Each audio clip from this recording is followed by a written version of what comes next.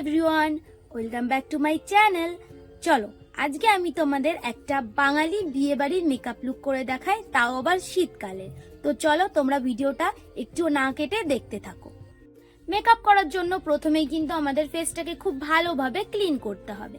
তারপর একটা টোনার ফেসে ব্যবহার করতে হবে। যদি টোনার না থাকে তবে গোলাপ জলও ইউজ করতে পারো। এবার হলো ফেসটাকে ময়শ্চারাইজ করার পালা।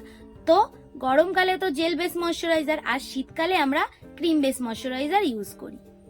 প্রত্যেকটা প্রোডাক্টকে ফেসের সাথে সাথে কানে এবং গলাতেও তো ইউজ করতেই হবে আমাদের।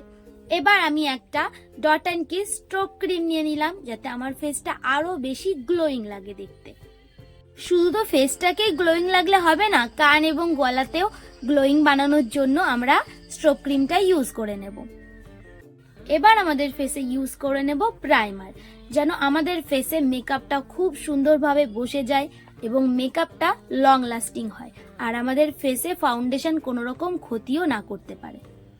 তো তোমরা তো জানোই আমাদের যার যেমন স্কিন, সেই স্কিন টাইপস অনুযায়ী কিন্তু আমাদের প্রাইমারটা ইউজ করতে হবে। তো আমি এখানে পোর ব্লারিং প্রাইমার ইউজ করে নিচ্ছি, কারণ আমার ফেসে ওপেন পোরস আছে। এবার আমি শীতকালেও কিভাবে রিকোডের ম্যাট ফাউন্ডেশন ইউজ করা যায় সেটাই তোমাদের করে দেখাবো। তো ম্যাট ফাউন্ডেশনও কিন্তু আমরা ফেসে সুন্দরভাবে ইউজ করতে পারি শীতকালেও, যদি কিনা আমরা মেকআপ করার আগে আমাদের ফেসে প্রিপারেশনটা খুব সুন্দরভাবে নিই। যেমন ভালোভাবে ফেসে ময়শ্চারাইজার ইউজ করতে হবে, প্রাইমার ইউজ করতে হবে, টোনার ইউজ করতে হবে। এগুলো ঠিকঠাক ভাবে করলেই আমরা ম্যাট ফাউন্ডেশনও আমাদের ফেসে শীতকালেও ব্যবহার করতে পারবো, আর মেকআপটা দেখতেও সুন্দর হবে এবং লং লাস্টিংও হবে। ম্যাট ফাউন্ডেশন কিন্তু পুরো ফেসে একবারে কখনোই লাগানো যাবে না। প্রথমে অর্ধেকটা ফেসে লাগাবে, সেখানে ব্লেন্ড করবে, তারপর আবার অর্ধেকটা ফেসে লাগিয়ে ব্লেন্ড করে দেবে। আর আমরা যদি ব্রাশ ব্যবহার করি ফাউন্ডেশন ব্লেন্ড করার জন্য, তবে কিন্তু আমরা কভারেজটা একটু বেশি পাই। আর ব্রাশের সাহায্যে ফাউন্ডেশনটাকে পুরো ফেসে লাগিয়ে নেবে, তারপর হালকা হাতে একটু ব্লেন্ডার দিয়ে ব্লেন্ড করে দেবে।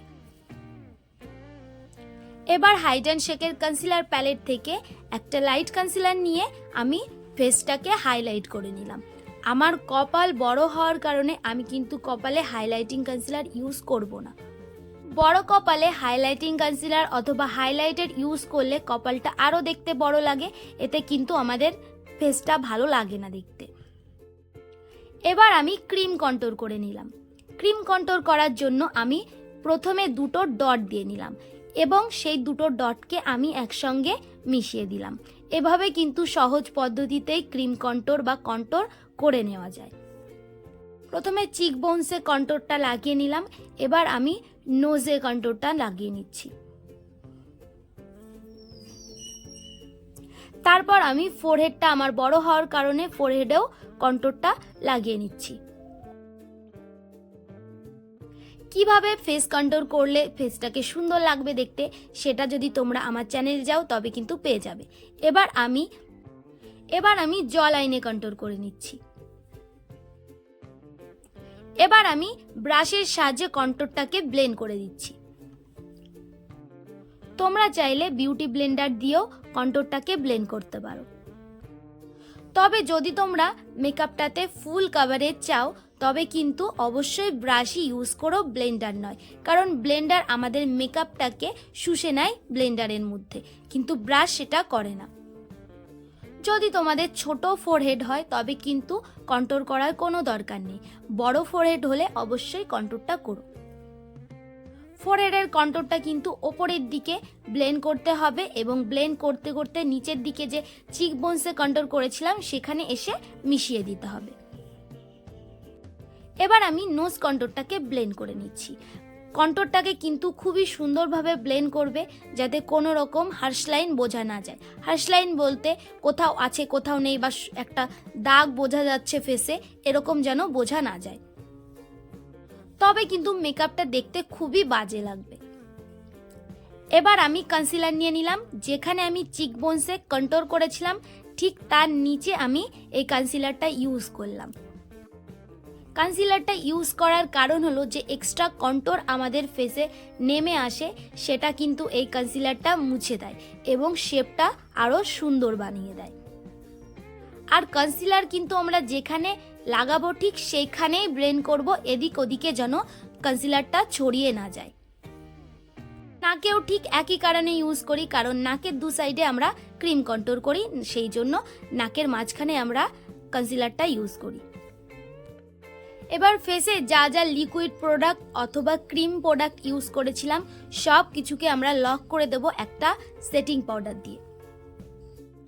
শুধু যেই জায়গাগুলোতে আমি ক্রিম কন্ট্রোল করেছিলাম সেই জায়গার ওপরে আমি পাউডার কন্ট্রোল করব, আর পাউডার ব্লাশ করা এরিয়াগুলোকে ছেড়ে দেব।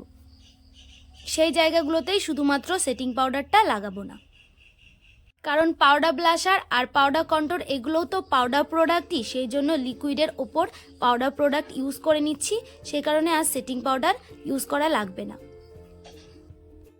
নোজ কন্ট্রোল করার জন্য যদি তোমাদের কাছে ছোট ব্রাশ থাকে তবে তো কোনো সমস্যাই নেই, কিন্তু বড় ব্রাশই যদি থাকে তবে ব্রাশটাকে একটু চেপে নেবে, তারপর নোজ কন্ট্রোলটা করবে।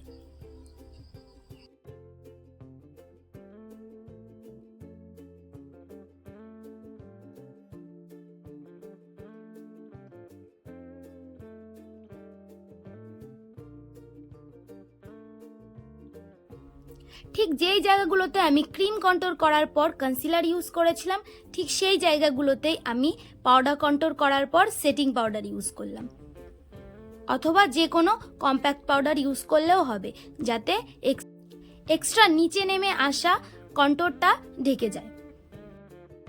তারপর আমি পাউডার ব্লাশার লাগিয়ে নিলাম।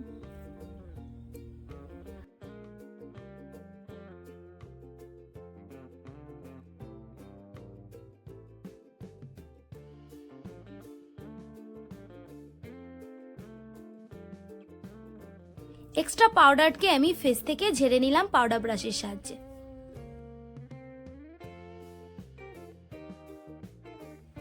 এবার আমি পিএসির আইব্রো ফিলার দিয়ে আইব্রোটাকে ফিল করে নিলাম।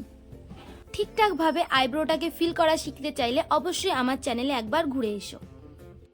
আমার চ্যানেলে আইব্রো ফিল করার ভিডিও দেয়া আছে। আইব্রো ফিল করার ফুল টিউটোরিয়ালটা আমি আমার ডেসক্রিপশনে দিয়ে দিয়েছি, তোমরা গিয়ে দেখে নাও।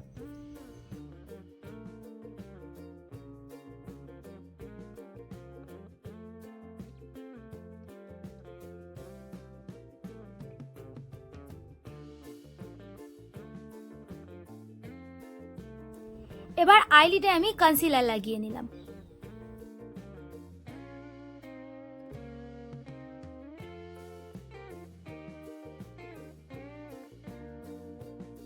কনসিলারটাকে এবার আমি ব্লেন্ডারের সাহায্যে খুব ভালোভাবে ব্লেন্ড করে দিলাম।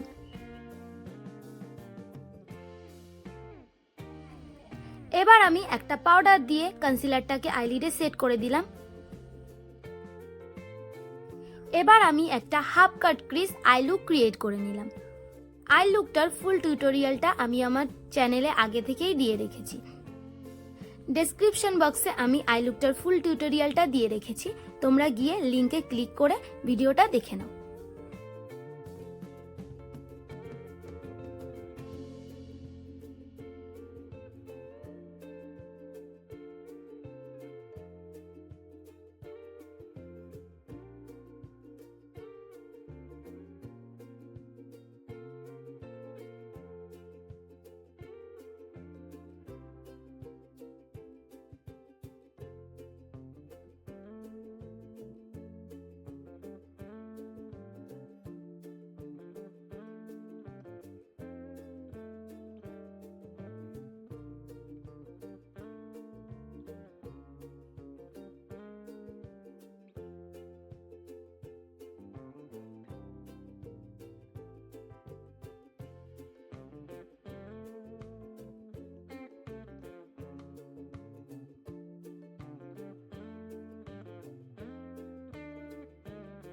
আই মেকআপটা কমপ্লিট করার পর একটা ভালো মাস্কারা তোমরা আইল্যাশে ইউজ করে নিও।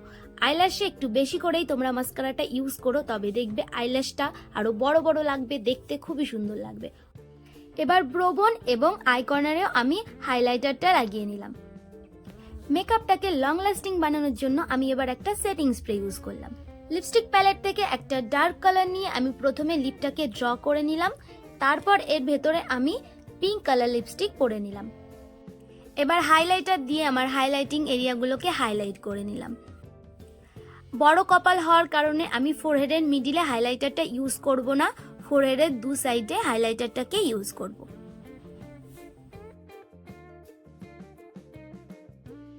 তারপর আমি হেয়ার স্টাইলটাও করে নিলাম। এবার তোমরাই বলো আমার এই লুকটা তোমাদের কেমন লাগলো। যদি ভালো লাগে তবে কিন্তু অবশ্যই আমার চ্যানেলটাকে সাবস্ক্রাইব করো এবং আমার পাশে থেকো। তোমরাও কিন্তু এই মেকআপ লুকটা তোমাদের যে কোনো বিয়ে বাড়িতে ট্রাই করতে পারো।